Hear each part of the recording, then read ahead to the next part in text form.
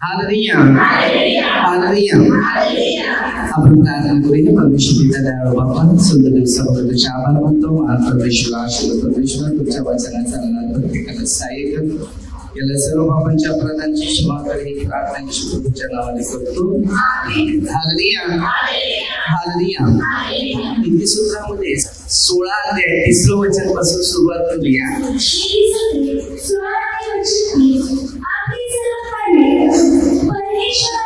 बघा काय सांगते, आपलं सर्व जी कार्य असते ती परमेश्वरावर सोडून द्यायचं. कधी कधी आपण कार्य करतो पण परमेश्वरावर नाही, आमच्या मनावर, आमच्या इच्छेवर, आमच्या योजना. कोणत्या कार्याला आपली इच्छा चालत नाही, ती परमेश्वराची इच्छा चालते. प्रत्येक गोष्टी आहे ना ती पहिलं परमेश्वरावर विश्वास ठेवायचा. पेत्राच्या पहिल्या 5 सर्व चिंता परमेश्वर तो तुमचा भार घेईल. ते 8:2 मध्ये सांगितले एक कुष्ठरोगी होता. या कुष्ठरोग्याने चिंता परमेश्वरावर ठेवली. प्रभूची आपली इच्छा असेल तर मला शुद्ध कराव्यास आपण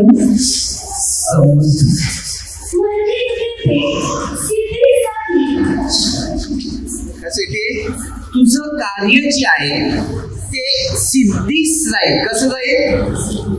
सरळ जाईल. की कार्याला जो मनुष्य किंमत देतो, सन्मान देतो, खरोखर विश्वास ठेवतो, तेव्हा विश्वासाने त्या कार्यामध्ये डिमांड येतो आणि त्याला ना एक सुंदर आशीर्वाद मिळतो. हा कार्याचा आशीर्वाद कसा आहे बघा. पण ते 6-9 पासून प्रार्थना शिकलेली असतात. तेव्हा काय सांगितले, तुमच्या इच्छेप्रमाणे. बरोबर. किंवा 14 तुम्ही माझ्या नावाने माझ्याजवळ काही मागाल ते मी करेन. आता श्रद्धा कोणावर ठेवायची? मागण्याची प्रार्थना करून मिळालेल्या गोष्टी आहेत तेव्हा तुम्ही असा विश्वास धरला तसं ते मिळायला. कारण बघा एखादा माणूस तुम्हाला काहीतरी चुकीचं सांगते आणि तुम्ही त्याच्यावर लक्ष देता, तेच तुम्हाला मिळते की नाही. अरे तुम्ही बरोबर नसते ते त्याने उचलून फेकून दिलं असतं. बरोबर की नाही? मनुष्य माणसाला बघ. म्हणून काही शिक्षण असं आहे की देवाने आमच्यासाठी कोणत्या योजना ठेवल्या. 29:11 संकल्प आपले बाकीचे खूप चांगले आहेत देवाविषयी.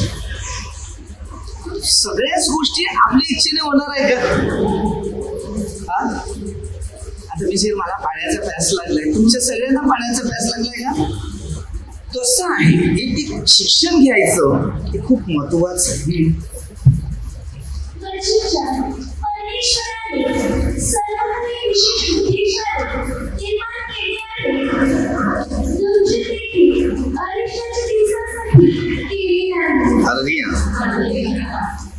दुर्जन पण त्याच्याही जिंदगीमध्ये संकटाचा जो भार येणार आहे त्याच्यासाठी त्याला पण ठेवले. त्याच्या कर्माचं भार त्याच्यावर उतरणार आहे. म्हणजे आम्हाला जे शिकायचं ते आम्ही शिकल्यावर शिक्षण घेऊ. बरोबर. आपण शिक्षण घेतलं नाही. तुम्ही विचार करा, एखादी चांगली व्यक्ती असते बरोबर, आपण त्याच्याकडे घेऊन चांगल्याकडून सल्ला घेतो की नाही. मग तो सल्ला काय देतो? वाईटाचा देतो का चांगल्याचा देतो? मग तो मनुष्य त्यानंतर समज येते की मला खरोखर बळकवाचा आत्मा नाही मिळाला, मला चांगल्या मार्गदर्शकाचा. 2 प्रकारचे सल्ले मनुष्यामध्ये कार्य करतात. मग एखाद्याला सवय आहे तोंडावर मस्त बोलणं, पाठीमागून वाईट वाईट बोलून त्याला भडकवायची तो सवय असते. ती दुष्ट आहे. त्यांना आशीर्वाद नाही, त्यांना अभिषेक नाही, त्यांना कधी अद्भुत गोष्टी भविष्यात कार्य करत. कठीण येतात, आजार येतात, समस्या येतात, टेन्शन येते, मानसिक तणाव येते, आर्थिक परिस्थिती येते, राग नफरत निंदा जास्त असं असते. स्वभाव तिथे काय होतो? कारण तो अहंकार आत्मा, त्याला कोणत्या गोष्टी पटणार तसं नेहमी शिकायचं.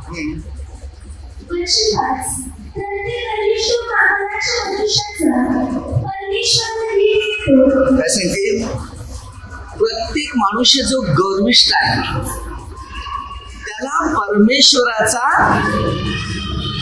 वीट आहे.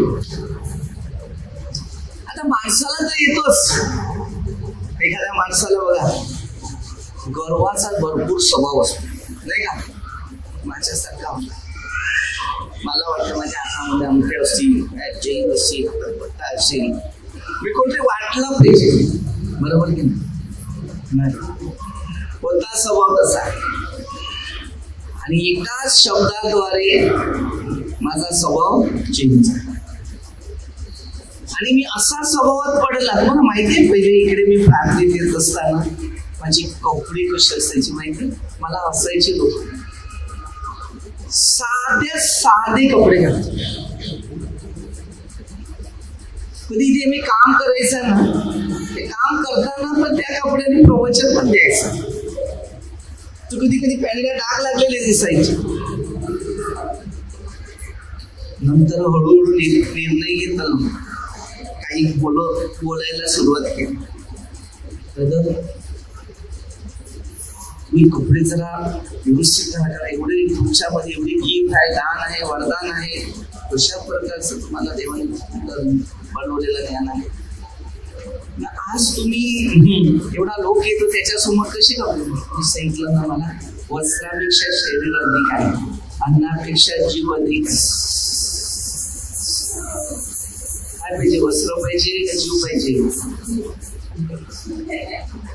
अरे जीव आहेच कुठे बोलायला, अंगातून जीवच नाही निघत. जीव पाहिजे तो बोला, हा मला जीव पाहिजे, पण तो जीव घेऊन टाकेल असं म्हणतात. कसे एक रागावल्या करतात, बापरे. ठिकाणचे अनुभव बघतो रे, कधी रस्त्याला जाता जाता कधी पोरांच्या पाठीमध्ये दारू घेऊन पाठ करतात, तो जीव घेऊन पडतो. अरे कुठे ठोकर लागला तिथे संपेल, कशाला ऐके नाही, बरोबर ना.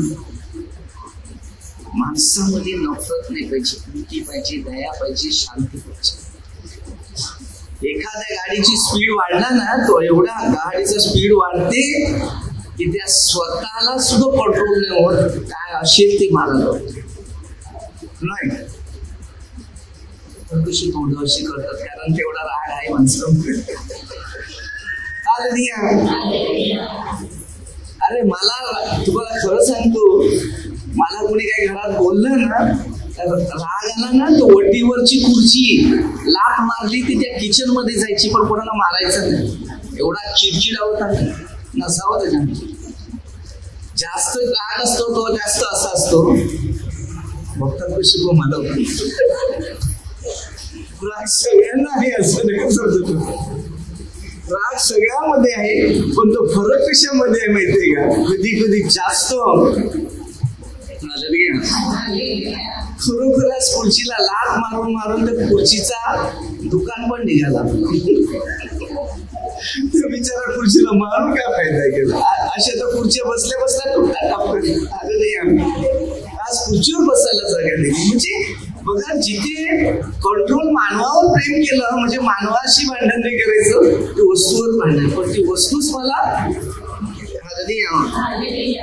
काही शिक्षण असं आहे, खूप काही महत्वाचं आहे. म्हणून परमेश्वरचं वचन जे आहे खूप महत्व, खूप श्रेष्ठ आणि खूप आनंदी आणि खूप शांतीचं. काय सांगते, त्याला शिक्षा झाल्यापासून राहणार नाही. देव त्या काय देऊन सांगतो, काय सांगते, काय सांगते, शिक्षा कशा पाहिजे म्हणजे आपल्याला बरं वाटते नाही का, पण तो पण तसं सांगतो का शर्मोनाला परमेश्वराने बरोबर गोष्टी शिकवल्यानंतर काय ते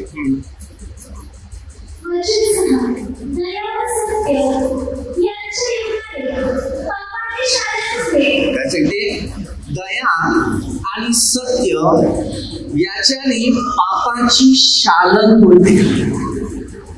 तुमच्यामध्ये दया आहे ना आणि तुमच्यामध्ये जे सत्य आहे ना, तर पापांची क्षमा तुमची झाली. माणसाला समजून घेत आलं पाहिजे, म्हणजे समजून घेता आलं पाहिजे. आपल्यामध्ये जर समजूनपणा नसेल किंवा समंजसपणा घेतला नसेल तर शांती एक आदमी दुष्ट कसे कार्य करतात माहितीत माणसामध्ये तुम्हाला समजून पण नाही म्हणजे कृषी परिस्थिती आपल्या एक व्यक्तीला परिस्थिती देवाच्या दृष्टीने जोडलेली पाहिजे. ही परिस्थिती अशी असते या मी आणि देव झाला पाहिजे, तुम्ही आणि देव झाला पाहिजे. तुमची परिस्थिती बदलेल, तुम्ही आणि दुष्ट आत्मा ते न झालं पाहिजे. तुमची शेवटला परिस्थिती बिघडवेल.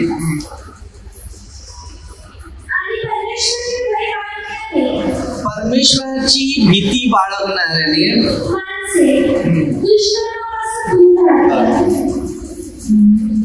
आता जर तुम्हाला एक शिकायचं, जी व्यक्ती परमेश्वराची भीती बाळगते तर त्या भीतीमध्ये काय माहिती, त्याला चांगले अनुभव येतात, चांगला गुण सापडतो, चांगलं शिक्षण सापडतं, चांगले नियम सापडले जातात, चांगला मार्ग सापडले जातात. पण मनुष्य आहे ना तो परमेश्वराची भीती बाळगतो, तो माणसाची भीती बाळगतो. त्यामुळे त्या माणसाला समाधान, शांती, आनंद, ज्ञान हे भेटत. नेहमी सगळीच माणसं तुम्हाला चांगली भेटणार आहेत. एखादा आपण आपल्या घरात चांगली माणसं आहेत, पण एखादी व्यक्ती एकमेकाच्या तुमच्या आजूबाजू घरामध्ये जर बघितलं तर कोण भांडण करणार निघेल, शिवे मारणार निघेल, मारामारी करणार नाही, द्वेष करणारा, चोरी, काही ना काही चोरी करणार, हे तुमच्या कानावर समाजामध्ये फिरत राहिलं तर ते तुमच्या आढळ. पण तुम्हाला एकदा ना असं वाटणार की आपण यांच्यासाठी मध्यस्थी करू की देवा त्यांना काहीतरी चांगले गुण, चांगले शिकवून तुमचा आशीर्वाद सदैव सुद्धा आम्ही आहे चांगले तसं ते पण सांगतो. नफरताने गेला किंवा द्वेषवा नाही करायचं, तर त्याच्या जीवनात चांगलं कसं व्हावं ते प्रभू येशूने हेच बघितलं. सगळ्यांचं चांगल्या गोष्टी बघितल्या आणि त्या चांगल्या गोष्टींमधून त्याला चांगलं बनवण्याचा प्रयत्न केला. मनुष्याचे मार्ग ते परमेश्वराला आवडले.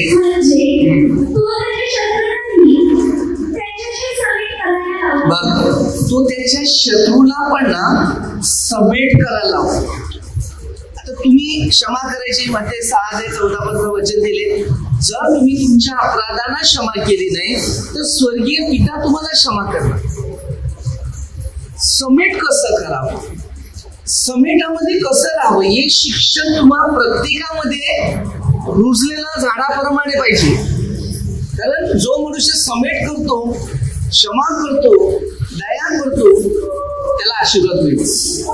जेव्हा मध्ये 9 अध्यायामध्ये एक पक्षीघाती येशूकडे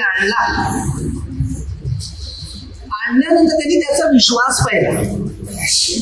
अविश्वास नाही बघितला, विश्वास, आणि त्याच्या अपराधांची, त्याच्या पापांची क्षमा पाहिली. पाप कबूल करत आहे, पश्चाताप करत आहे, तेव्हा परमेश्वर त्याचं हृदय माझ्या जवळ आलेलं आहे. त्याच्या हृदयावर त्याने लक्ष लावलं, त्याला सांगितलं ओठ आपली मांस घे,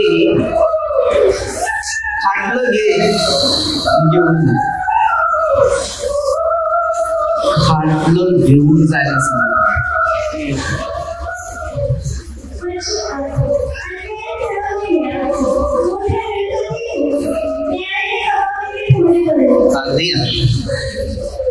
माणूस बघा अन्यायाने खूप मिळवतो, खोटापाटा बोलणार, पैसे कमवणार, मजा करणार, बस.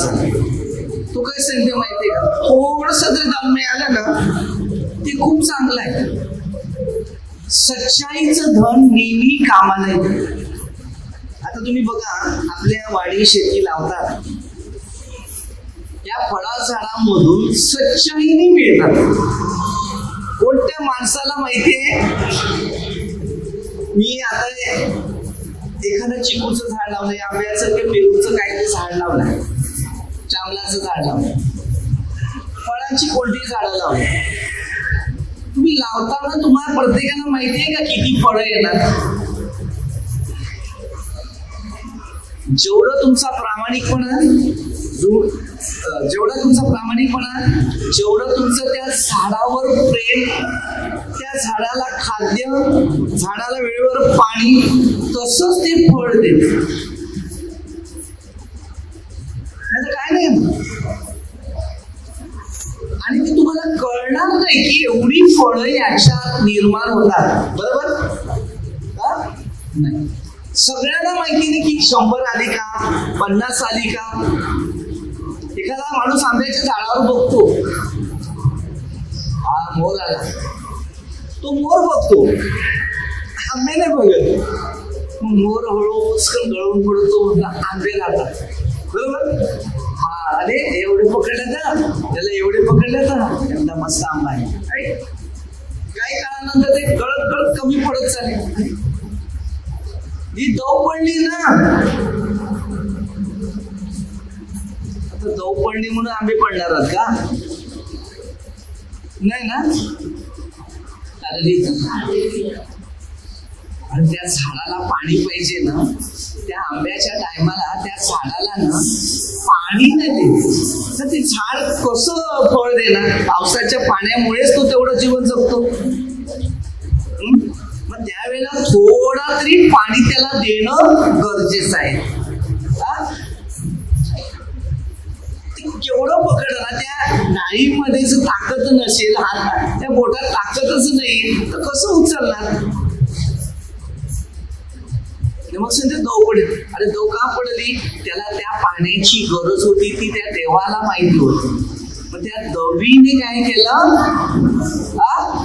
थंडावा दिला त्याला. असं आहे. त्याच्यावर पडलेली जी धूळ होती ना, ती धूळ निघून गेली. म्हणजे त्याच्यात काही बनू नये, म्हणजे कुजू नये काहीतरी. म्हणजे ते धुळीमुळे कसं असते, ते कुजू पडते ना, ते नाही. त्याच्यात पाणी पडून भरून ते टप टप टप करून ते दिले. समजलं का?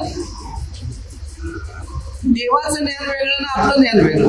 आपण म्हणजे दव पडले म्हणून अरे नवीन काय होणार? त्याला तो पाणी मिळाला तेवढा पुरवठा. काही गोष्टी लोकांचं वेगळ्या सिस्टम आहे. काही लोक काय करतात, झाडावर पाणी मारतात. कशाला? ती त्या धूळ पडलेली आहे ती निघून जाते. काही लोक त्या झाडाला त्या टायमाला पाणी भरपूर देतात की तो पाणी दिला तर शरीरामध्ये ती ताकद त्याच्या येते. आणि ती ताकद आली तर ती फळं पकडून जातात. सिस्टम आहे. म्हणून बघा त्याच्या डाळ्या तुटलेल्या असतात ना, खाली निघून जातात. तर सगळ्यांना नाही, सगळ्या गोष्टी शिकायला आणि सगळ्या गोष्टीमध्ये जे अनुभव घ्यायला त्याचा मार्ग आपल्याला सापडला पाहिजे. जेव्हा आम्ही बोईसरला बघितलं आपल्या वाडीमध्ये, त्या वाडीमध्ये पाणी चालूच होतं. तर पाणी चालू असल्यामुळे त्याच्यात त्याची फळं जी म्हणजे आंब्याची होते ना बारीक, ती गळून नाही पडत. म्हणजे थोडेसे बारीक इकडे तिकडून ते गेले, पण दुसरे तर असे जे पडतात तसे पडून नाही गेले. एवढं मोठे झाले तरी नाही पडले, कारण ते वाढवलं. पण पहिल्या झाडाला म्हणजे पहिल्यांदा झाड येते ना, त्याला नाही टिकलं.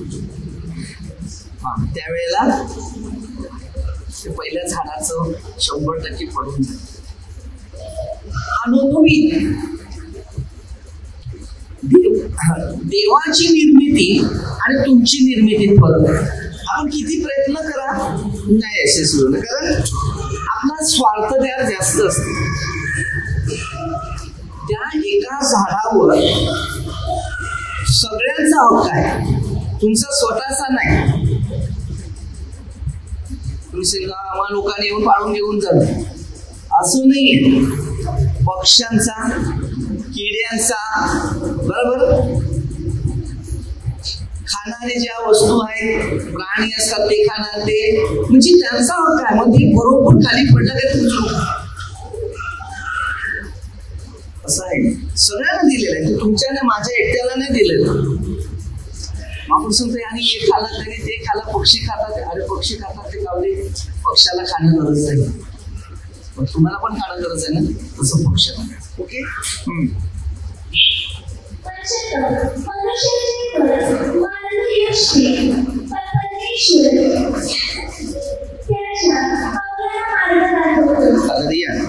असं एक वचन आहे सूत्रसेन 11:12, सूत्रसेन मध्ये 121:8.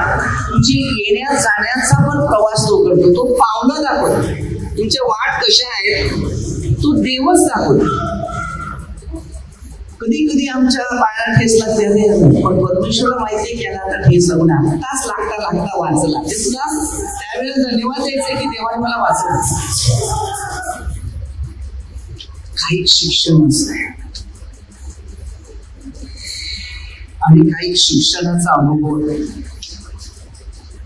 जर शिक्षण घेतलं नाही तर शिक्षणाची ओळख सुद्धा तुम्ही घेऊ शकता.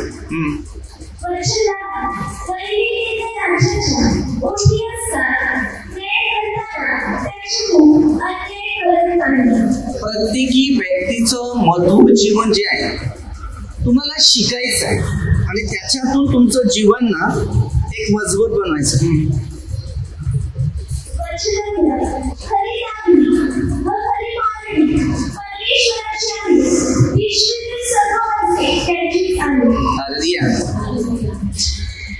पिशवीमध्ये वजन आहे, सगळं त्याचंच आहे, तर आपल्या हातात धरून जातात की नाही, हातात आपण पकडतो की नाही, पण ते वजन कसं आहे ते तुम्ही बघा.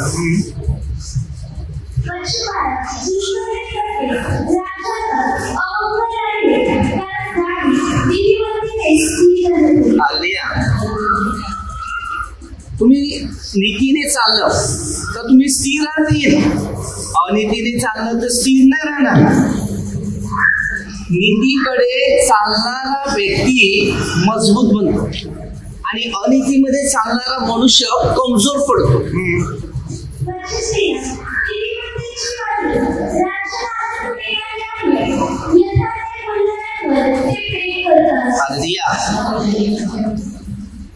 आपल्या सगळ्यांना परमेश्वरी शिकवलेलं आहे, बरोबर. आणि ती शिकवल्यानंतर ना परमेश्वर तुम्हाला काय सांगते ते तुम्ही कान लावला पाहिजे. सूत्रसेन 94:9 मध्ये दिले, ज्याने कान घडवला तो ऐकणार नाही. आपल्या कानाकडे लक्ष द्या. आपण काय कान लावतो माहितीये का? देवाच्या वचनाकडे कमी का? आणि दुसऱ्याने काय भडकावलं बघ त्याच्याकडे. कोणत्याही गोष्टीमध्ये ना एका अनुभवी आणि एका शिक्षणाचा तुम्हाला मार्ग सापडला पाहिजे की मी देवाशी एक आहे, देव माझ्याशी आहे, मला देव शिकवतो. समजलं? कोणत्याही माणसाला स्वार्थ नसावा. जर भविष्यात तुमच्यामध्ये स्वार्थ असेल तर तुमच्यामध्ये प्रभूची उपस्थिती तुमच्यात नसेल. राजाचा संताप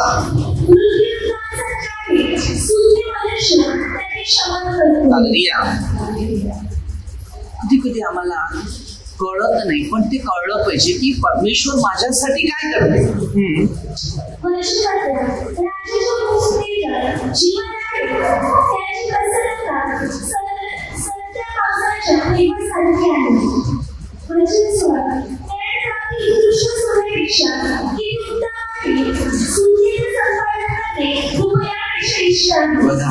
लोक तो रुपयाचाच विचार करतो.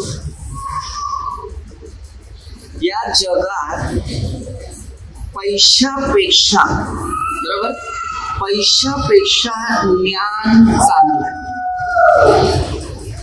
ज्ञानाने पैसा मिळवतात की नाही? आता काय पेपर बनवायचं, टाईप करणार, हे केलं तर पैसे येतील का नाही त्याच्याने? जर टाईप करणारं ज्ञानच नसेल तर पैसे कसे येणार? झेरॉक्स मशीन मध्ये पेपर टाकले ना, त्याच्यानंतर त्याला डुप्लिकेट बनवून दिला तर पैसे येतील का नाही येतील? अरे माणूस ज्ञानाने धन मिळवतो. ज्या माणसाकडे ज्ञान नाही पैसाच नाही ना. ज्ञान किती असलं तर बडाई नाही मारायचे, असं पण असते. एक माझा मित्र होता, करोडाच्या गोष्टी सांगायच्या, पण घरात काही नाही. मी त्याला सांगितलं, अरे बाबा तू खरं आहे तेच बोल, त्याला कशाला फसवतो, हा की नाही एवढंच बोल, कशाला चुकीचं बोल. शेवटपर्यंत बिचारायला काय नाही, बराच काम सुद्धा नाही झालं आणि त्याला सासऱ्याने बांधलं. कधी कधी गर्व माणसामध्ये भरपूर असते, कधी नाही ते करायचं. आपली प्रगती नाही होत, आपल्याला समजून जायचं. कधी पण एक गोष्टी लक्षात ठेवा, तुमची काहीच गोष्टीमध्ये यश होत नाही, प्रगती होत नाही, तेव्हा पहिलं कार्कर्षण करायचं की माझ्या कोणत्या चुका आहेत. त्याच्यानंतर एखादा धार्मिक मनुष्य ह्याला पकडायचं, तर त्यांच्याकडे जाऊन एक एक प्रश्न, मग त्यांना त्या भविष्यात संदेश येतात किंवा त्या आपल्याविषयी काहीतरी त्यांना माहिती पडते किंवा काहीतरी आपल्याला घडवणार आहे किंवा मार्गदर्शन करणार आहे. मग ते लक्षात आणायचं की माझ्या हातात कुठल्याच गोष्टी पैसे टिकत नाही की वस्तू टिकत नाही, काही नाही म्हणत. तेव्हा फक्त त्याकडे जायचं आणि हा सल्ला मागत जायचा की मला काय करावं. मग ते तुम्हाला बरोबर सल्ला देणारा बरोबर सल्ला देणार. मग पहिला काय सांगेल माहितीये का, तुझ्या चुका दिवसातून किती, तुझ्या बडाई किती मोठ्या, तुझी आर्थिक परिस्थिती कशी आहे, असं आहे सगळं डिटेल देईल तो तुम्हाला. मग त्यानंतर तुमच्याकडून एक एक प्रश्न आहे, मग ते पैसे का टिकत नाही, कारण काय, मग तू कोणाचे पैसे किती खाल्या, तू काही चोरी केले का, तू लबडे केले का, काय केलेलं आहे ते मग तू सरळ बोल. मग सांगितलं हा असं, मग ते हळूहळू ती प्रगती व्हायला सुरुवात आहे. मग त्यानंतर एक सांगितलं जाते, दुसरा प्रश्न आहे, तुला काय मिळेल त्याच्यातले एक 10 हिस्सा त्या गरिबांना खायला रोज. आज नाही मिळालं उद्याला नाही, पाहुणा आला तर कुठून तरी चहा बनवायला लागतेच नाही. ते चहा पिऊन बसले ते काय आहे ना, नोंदीचं मटण खाल्लेलं आहे, आज काय मजा आहे, काय बोलायची गरज, संध्याकाळी जेवण हो का नाही, आज काय खायला नाही. जेव्हा मनुष्य ऍक्टिव्ह मध्ये राहतो ना, तेव्हा त्या माणसामध्ये शक्ती मिळते, तेव्हा तो वाटते की काय प्रश्न आहे, ते जे काही 37 तसं नाही. अरे त्यांच्या हाडाला हाड जॉईन झाले, ते उठले, यांचे अंगमास दुखायला लागले. तसं नाही पाहिजे. वाटलं पाहिजे शरीराला की मी आलाय प्रभूने माझ्या इकडे करा 4-12 वर्षे, शरीरामध्ये हात पार झालं पाहिजे, माणसात प्रीती पाहिजे, दया पाहिजे. एखादा माणूस आहे खराब, मग तुम्ही खराब कशाला बोलतो, तुम्ही प्रीतीने करता, तुम्हाला काहीतरी करायचं. कधी पण कोणत्या कामामध्ये ना पुढे चालायचं, ऍक्टिव्ह बनतो. नीतीसूत्रामध्ये ना 6 ते 6 पासून तुम्ही जर पुढे वचन वाचा, तुमची प्रगती भरपूर होईल. जर बघ नीतीसूत्र 6 ते 6 पासून,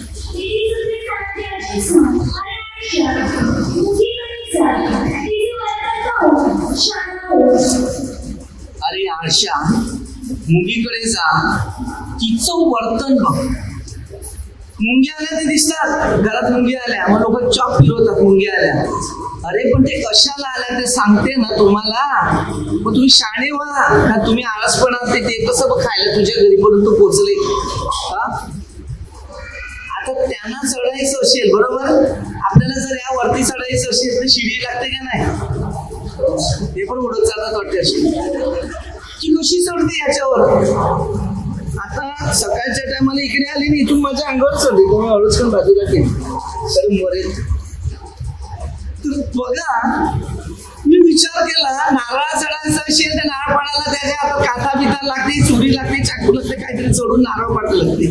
ही तर अंगावर बिंदा चढते. कसं काय चढत असेल, त्यांचे पाय तरी कसे बनवले असते. नुसतं टेबलावर उभं राहायचं असेल तर बापरे अंगमा सांभाळायला लागते. तिला कोणी धनी आहे का, तिला देखरेख करणार आहे.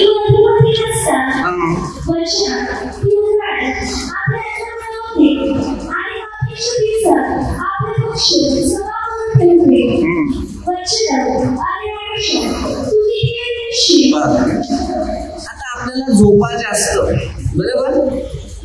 एक दिवस आपल्या शाळेच्या पोरांची ते बघायलाच नाही का, शनिवारी सुट्टी असली का रविवारी खराटे मारायची सुरुवात नाही. मग कामाला जाणार त्याचं मग 9 तास उठायचं ना, मग जायचं प्रार्थना बी. मग सांगते अरे आळशा केव्हा उठशील, आमच्या डोळ्याला झोप आली.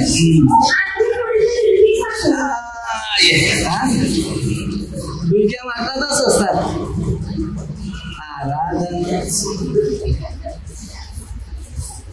अनेक लोकांची परिस्थिती तीच आहे. आणि तर काय सिंधूमध्ये किती वेळा तुम्ही शिव आणि डुलकी